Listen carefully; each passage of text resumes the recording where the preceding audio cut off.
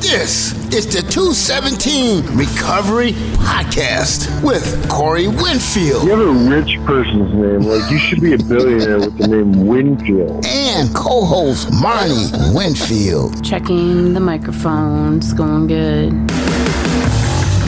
It is the 14th of December, 2021. My name is Corey Winfield, and Marnie is not with us today. I have a very special guest, a voice actor from Los Angeles. This is, right? Is that where you're from? Tyrone, Hatcha, what's up? All right, Mr. Winfield. So how long have you been doing the voice work for? For about 3 years. Yeah, that's awesome. Yeah, that's great. Yeah, I was looking for a voice actor. And I reached out to a couple of people I used to work with in Dallas, and they had like the big radio voices and stuff. Yeah. And that I worked with, and one of them had like, it was around the Halloween, I think, when I reached out to him, and he just had brain surgery. And I was like, well, can't you just do it real quick? He's like, I just had brain surgery. I was like, that's cool. You're still alive? Can you just send me those lines? His name's Renee. He's a good dude. But then I realized, I probably shouldn't be asking this guy that just had brain surgery. And we were living in the sober living house together. And I was like, hey, Tyrone, say this over here for me. And you did. And I don't know. I like it. All right. I mean, glad you like it. I know it's kind of a weird way to break into the voiceover industry, but people probably think that we do pay some real expensive voice guy from LA, but no, it's just my buddy Tyrone. There you go. Doing the voice. Doing the voices. Doing the voice work for us. But I like it. It's been a good opening for us. And if anybody probably ever wondered who's that guy that opens it, that's my friend Tyrone. And there you go. Tyrone, you're in recovery as well. Yes, I am. You're actually going to a dinner today. I brought you to Traverse City, brought you to the studio, kidnapped you a little bit. Oh, yeah. I need to get out of there. But you got your own place now. Ooh, and gonna keep it this time. Nice. They ain't got to buy no more drugs. No. When you buy drugs and the other stuff, it takes away from rent. Mm-hmm. And when you don't pay rent, landlords kick you out. Especially if they don't play. Ooh. A lot of them don't. A lot of them already seen the games coming. They've had them played on them already, and they don't play. That's right. And they know, hey, I know the 14th, if you haven't paid, I'm getting the law involved because we're going to get you out of there and get someone else in. That's right. Who's going to pay? It's a business. That's right. It is business. And when I lived in sober living, I went to Nathan's house in Point City, and Jason, who owns them. I like him. We all have our problems. But Jason is in recovery as well. And he said that to us, he's like, look, this is a business. Right. He's like, this is the house that I run. It's a business. That's right. Yeah, I'm in recovery. I care about you guys and want you to be sober. But at the end of the day, it's a business. That's right. You break some of mine, you're out. You're paying for it. You don't pay rent, you're out. That's right. I'll give you opportunities to pay me back. You got to talk to me about it, and that's how it was run as a business. I looked at it like that. Right. And some of the guys were like, oh, but Jason cares about us. Okay, but it's a business. It's his business. That's right. There's another guy waiting to replace you. That's right. And that's how I looked at it too. And not many guys stayed sober when I went through the sober living house. And you're gonna find that, Winfield. You're gonna find out that if you want it or not. Some people don't want it. Mm-hmm. You think you want it, but do you really want it? I can bullshit my way through. I can come home after a couple of beers. Ain't nobody going to know. Right. And then, one guy smells it on you, and next guy reports you, and you're mad. You're out. Yeah, and then you're mad. Well, they reported me for drinking a couple of beers. Yeah, you shouldn't have been in the house, man. That's right. You weren't ready. And I got kicked out of a sober living house. That wasn't the first time I'd been to sober living. First time I went was in Grand Rapids, and I didn't do it. I'll tell you, I didn't do it for the right reasons. Right. I did it because I thought, whatever. And I thought I'll stay in my room and I can drink and I'll be all right. And I was getting away with it. Tell my meddling mother.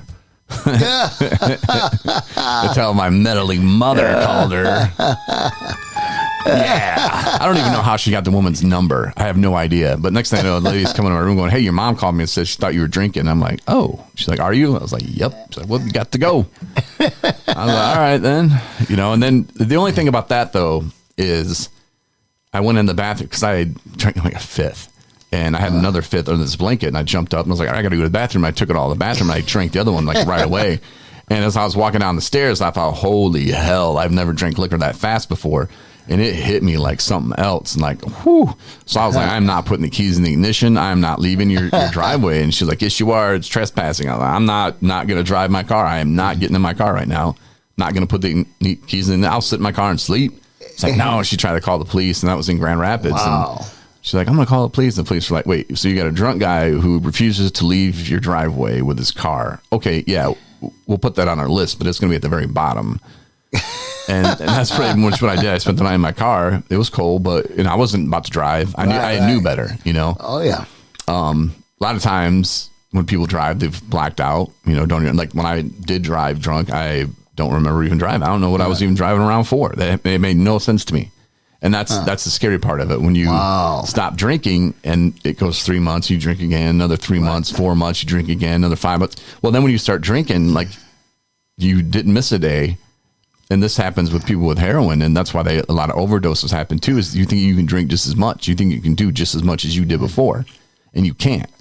And my body wasn't used to it, and so I go into these blackouts. And when I drink every day, I never had a blackout. Wow. Never. That's something. It is crazy, but you put some time in between them, and boom, and you're drinking like you used to, and it's become scary, and you're doing things that you don't remember. Days go by that I don't remember. We were talking about that when I went and picked you up. Brought you here because technically, and this is what Marnie was talking about the other day about me celebrating my 3-year anniversary. Okay. Is because of the leap year last year. I mean, it technically would have been today. Yeah. But the leap year added a day. So this is kind of like the day that I went to the hospital. The police were there. They came to my house. Okay. And I woke up that day and to the text message from my mom, saying, when are you going to pay your rent? Right. I said, I'll pay it Monday. She said, honey, it's Wednesday. And I was like, what? I look around the room. There's half-gallon bottles. I don't remember drinking. I don't remember buying. There's a hole in my wall where I had apparently crashed into the door and it went the handle went through the drywall.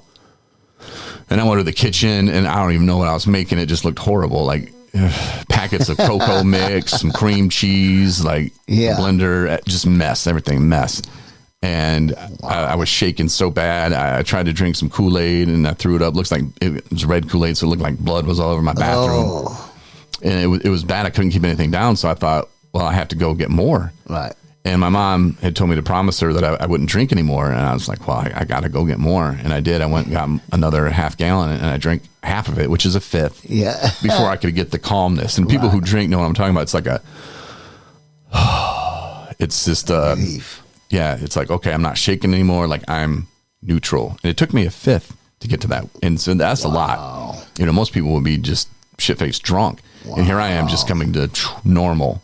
Wow. And then my mom called the ambulance, and the police heard it in Buchanan, and they're like, oh, Corey's not supposed to be drinking. Let's go pay him a visit. They came over. I wouldn't open the door, of course. I ain't no dummy. Except for I was still drinking. But my mom, because she didn't want my cat to find me, she didn't want me to die and then my cat eat me. So she made me give her a key. So I gave her and my stepfather a key. So my stepfather showed up, and he let the cops in, and the cop come, you've been drinking. Yeah. So I blew like a 0.58 something, I think, at then. And then he realized he had to take me to the hospital, and so he made me wait in the cars. He wrote out some story about my first arrest. And then he took me to the hospital. They handcuffed me to the bed. And there's a female cop that came in, and they had her waiting for a minute. And then the doctor came in and just said to the cop, I don't know how long I'm going to wait for. And she's like, well, we got to take him to jail after this because he's under arrest. And I was like, what? Look at me. I'm hurting here. Like, can you take the cuffs off? And nope, you're under arrest. And so the doctor said, well, I don't know how long you plan on waiting, though, because it's going to take him a day or so to come down, And we just gave him a blood test, and it was 0.423 or something. And the cop looked at me and she's like, I have never seen anyone with such a high alcohol blood content. Like, how are you talking? I was like, fine. She's like, yeah, you're having a regular conversation with me. She's like, I've never seen this before. Like, that's what it is. That's how long I drank for, and that's how my tolerance was. And then my liver, since it decided to shut down, when it did come back on, it wasn't all the way healthy for a while, and it wouldn't process alcohol the same or as fast. So I had that going for me as well. So they handcuffed me, and she said, yeah, you're going to be arraigned in court, for your first OWI. So that's in 3 days. That was on the 17th. So she's like, you'll be dealt with then. I was like, all right. So I went home and prepared and went to court, and then they took me right to jail. So I did another week in jail. But actually, it was like 8 days because it was the weekend, and ended up getting out on Christmas Eve. My mom had to come get me, and part of me getting out, and then my mom goes to the wrong jail. She went to Niles instead of St. Joe. And so I was going to get out because I had to get my alcohol tether on, because that was part of the release, was I had to get that. Okay. That was a nice hefty bill. And I had to have that on until I went to court and actually got sentenced, which was on, I think, the 7th or the 9th of January. So, okay. Yeah. And then at that point, I still didn't trust myself. So I went to my mother's house and stayed there from Christmas till I went to rehab. Smart move. Yeah. Well, I knew if I went back to my apartment by myself, tether or not. Right. I would have drank. Yeah. And so this was like, okay. And I could go to meetings, and there was a meeting hall down the street, and I had to walk there, but I did, and I had to call the probation officer, not the probation officer, but I had to call somebody to say, hey, I'm leaving the house. Right. There's a meeting, AA meeting, and I had like half hour before and a half hour back, and it only took me like 20 minutes to walk there, but still, I had a little bit of time before I had to be back in the zone. And that wasn't fun at all. And they sentenced me to, I had to do whatever Riverwood and Benton Harbor said, and I was afraid that they were just going to make me do outpatient again. And I'd already completed it like 1.5 times, maybe 2 times. I don't remember. It was 48 sessions. I remember the first time I completed. Ooh. 3 times a week, 3 hours, completed it, done. I should know everything, right? Wow. Nope. Nope. I have it. Yep. But it was nice, and it was a good place to go. Right. But I thought everybody was all about the money. And that came from my first time going to treatment in California. When I went to LA, the first time I was in treatment, the lady's like, oh, I was doing my intake. And she's like, well, you need to be on some kind of pill. I was like, what? She's like, yeah, you need to be dual diagnosis, so we can charge you insurance more. And I was like, what? I was like, it's all, but then from then on, I was always they're all about the money. So when my therapist went to Harbor, I was like, no, you need to do like long term. You need a year, right. 90 days to a year. And I was like, I heard 90 days. And I'm like, let's stop that year thing. I know a place up north that does 90 days. Let's go there first, And so that's what brought me there. And I'm glad I did. Glad it worked out. But then when I went to sober living that other time, it was much different. First of all, me going to treatment with like almost a month clean, I think it's a huge advantage. And I wasn't feeling sick. I was all right. I don't know what to do, but I'm going to learn about myself. Getting focused. Yeah. And so that definitely helped me a lot. But at the end of the day, it comes down to whether you want it. Like you said, there's a guy that we both, well, I don't really know him, but you kind of know him, and he wants to go to treatment. But how bad he wants to go to treatment really isn't really showing up. Right. Because if you want to go to treatment and they tell you there's a waiting list, you have to work. Yeah, I'm going to call every day. That's right. I would. Yeah, where am I on that? That's right. Am I next? Well, can I be next? Right. I'm hustling. Because if you don't, that don't show that you don't want to go to. It shows your incentive is no good. Mm-hmm. So I guarantee you, there's somebody else. If you're 8th on the list, 6, 7, 5, they might be calling every day. Ooh. Guess what? They're not 5, 6, and 7 anymore. Right. They're 1, 2, and 3.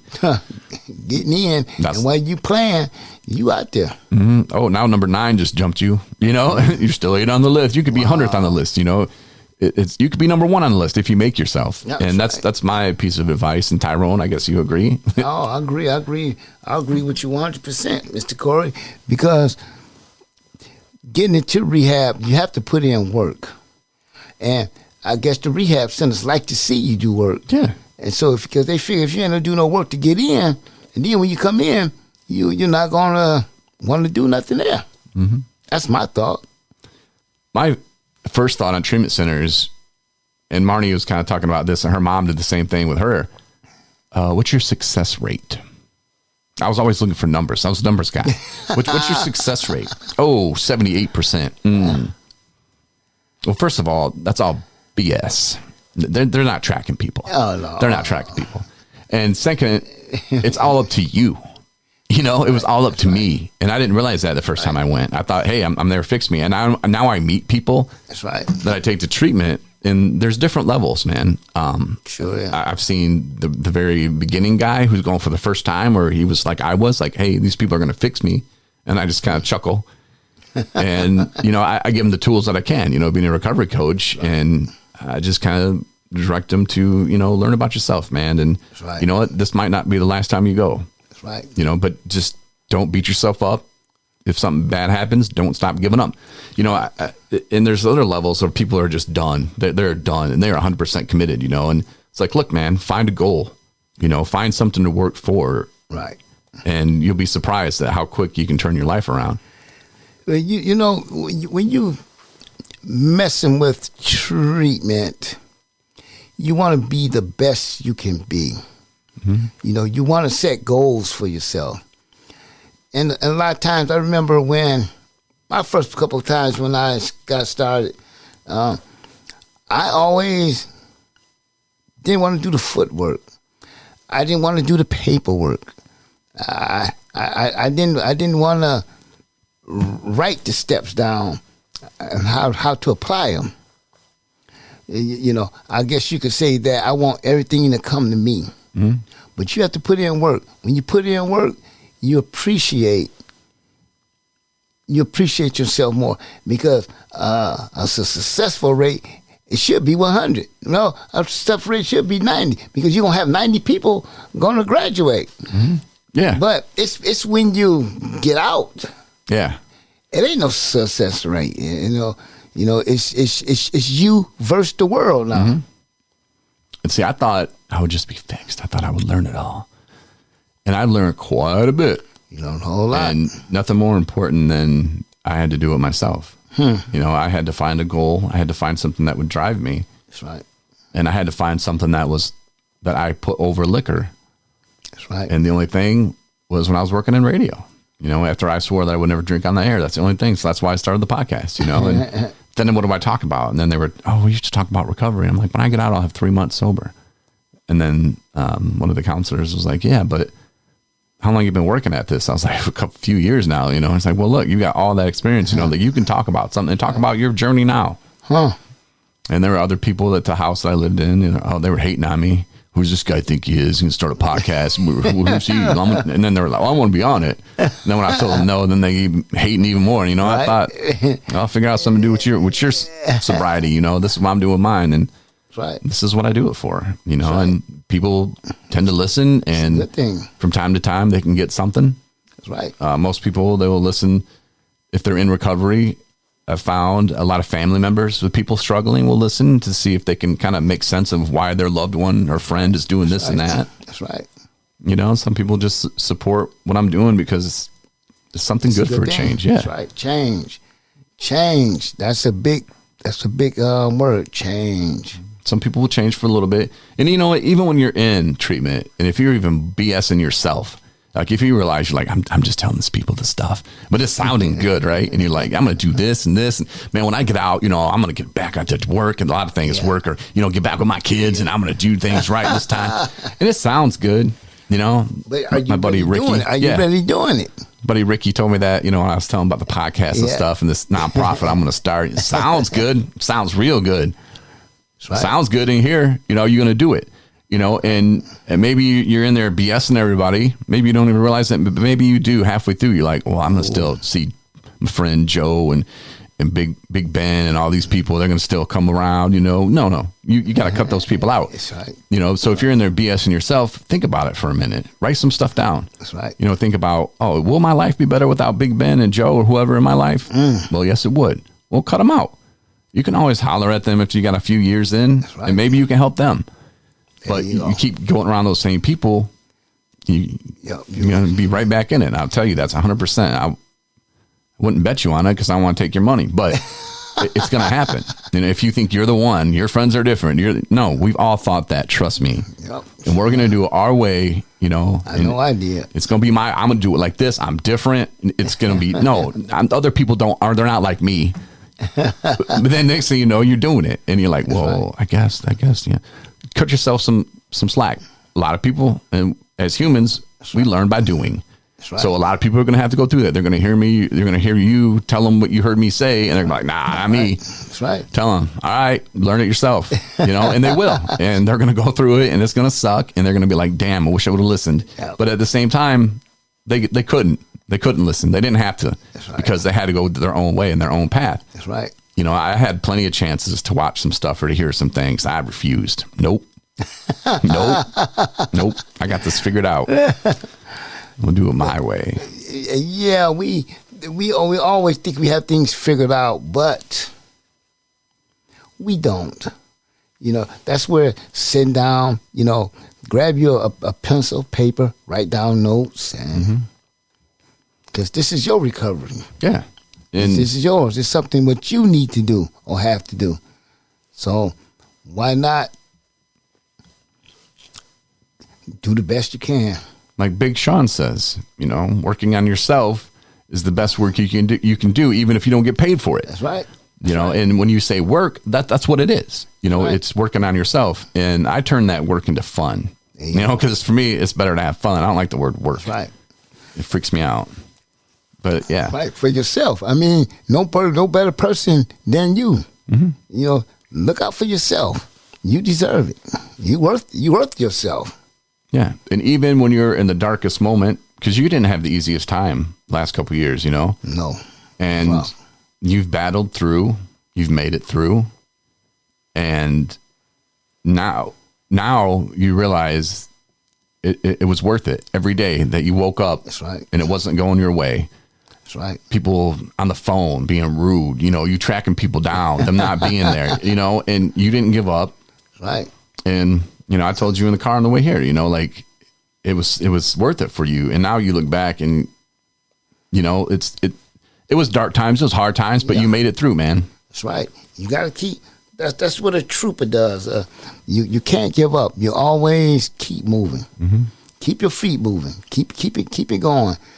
If you don't do it, you won't see no results. You won't do it. So and you could you're a have survivor. You could have used drugs. You could have gotten into other things. Yeah. You saw people around you where you were at. They were using. You didn't have to go far. Yeah, that's right. Oh, no. Just right down the street. Yeah. Misery loves company, Corey. Mm-hmm. It does. And they want to bring you down with them, and that makes it okay for them. That's right. You know, if you're doing it too. We kind of talked about that with a friend of ours who was into gambling. Well, the loved one was into gambling, and the other woman was into drinking, and it kind of became like well, if I do this, you can drink a little, you know, but the problem with that is neither one of them are going to stop.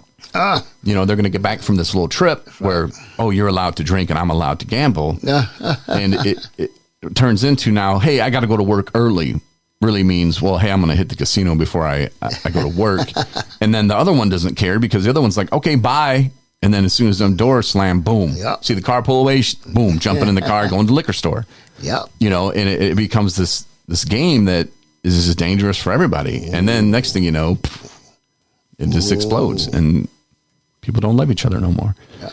You know, and it's never, in my opinion, okay for someone with alcohol addiction or any addiction to go, yeah, I'm just going to do this for today. I deserve this one.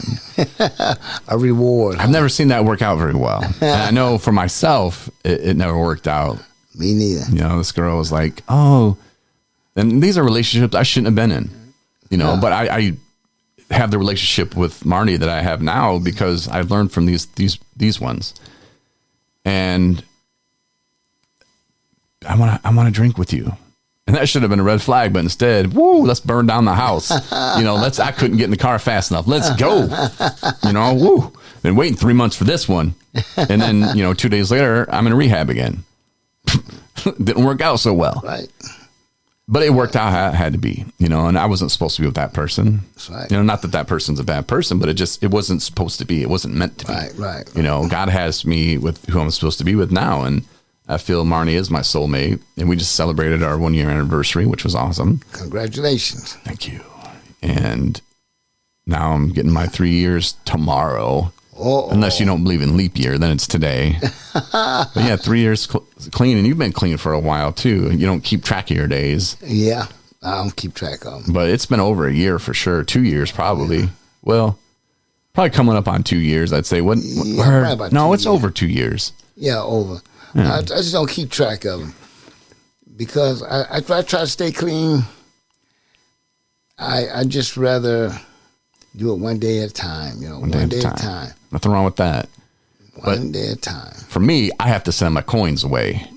Like I started buying coins, you know, and shipping them to my mother because she was there with me, man. You know, she was one of the people that didn't give up. So me getting the coins, I was the same as you, Tyrone. I'm like, why am I getting these? I don't even care anymore. Like, I don't want any of these. And then I heard a lady, and then she said she was giving them to her mom. I thought, man, that's something I could do. And so then I look forward to giving those coins to my mom, because I'd already gotten the 1 month, 2 month, 3 month. How many times am I going to do this? You know, I threw them all away. And then it was like, okay, I'll give them to somebody else. I started giving them to my brother and sister as well. And then I would hit like double meetings and give a couple people, you know, and that's a good thing. Yeah, it became something for me. It was one more thing. Like, hey, I can't wait to get that next coin. So like I say, if I can add more tools to the bag, you know, more weapons to the arsenal. That's right. It was going in there and it was coming out, and it was something that helped me. So what about you, man? How you been living these days? Oh man, up here in East Jordan. Mm-hmm. A little boring, but a lot of TV. Yeah, a lot of TV, but you got your own place now. Oh yeah. So that was worth it. That was real worth it. Yeah, but you realize today we had this conversation off the air is you have a choice. Choices. That's a big word there, Corey. Choice, because you have to make one, whether it's a good one or a bad one. You have to make it. In your choice today, like you could go out and get drugs. Right. What will happen then? Oh, I'll be back in jail. Man, I'm in bad shape. I think you said at the beginning of the podcast, you would lose everything. You lose everything. You know, you wouldn't pay your rent. You would get kicked out. That's right. You lose everything. And I say that you have a choice today because you realize that, you know, when we're in active addiction, it's hard to have a choice. You know, it's hard because your brain's going, all it wants is more. Right. And so sometimes I feel like you don't have a choice. But now today, you know, after you go to treatment, I think when you get out of treatment, you still have a choice. You know, you've been gone 30 days from using. I think you have a choice. Everybody has a choice. You know, life is a choice. Careers is a choice. Mm-hmm. You know, we always wanted to make the best choice for ourselves. Go back to school, kids. No, but we're going to wrap it up. I appreciate you coming on, Tyrone. Sorry. No problem, Mr. Winfield. I was talking most of the time and probably putting you to sleep. A lot of people say I put them to sleep. Yeah. They listen to the podcast at night. They're like, I'm here before I go to bed. Well, I was kind of sick last night, and I was kind of up, I just couldn't get to sleep. Yeah. But I'm glad you're here today, and you're going Winfield. to it. I got out today. Going to a little dinner fun with you, yeah. Nice little dinner tonight in Traverse City, which is good. I'm glad you're doing it, man. You're going to talk tonight, and no, I thought you were the speaker. What would you do if they're like Tyrone Hatcher? Oh man, start clapping. I'll be calling Winfield. Come get me. I'm like, nah. I'm here with you. I'm watching. Get there and talk. Start falling asleep. But no, thanks for coming on, man. No problem, Winfield. Anytime. Oh, anytime. Okay, that's good to know. But thanks again, Tyrone. All right, Mr. Winfield. Check out our website, 217recovery.com. You can get the app, all that jazz, which I should say at the beginning of the podcast. Oh, you can also win a 217 Recovery t-shirt. Oh. Yeah, 217 Recovery. I think I have a t-shirt on right here. Oh, you got one? 217? Oh, yeah. It's got your face on it. Oh, no, that's one with my face on it. Yeah. Can't really tell. But, yeah. I think one of them. Nice. Good job, Tyrone. Yeah, win a shirt, though. 217recovery.com, and you can get there from the app. Talk to you on Thursday. Or maybe tomorrow. See ya. Thanks for listening to the 217 Recovery Podcast. Don't forget to check out our special episodes found only on the 217 Recovery app.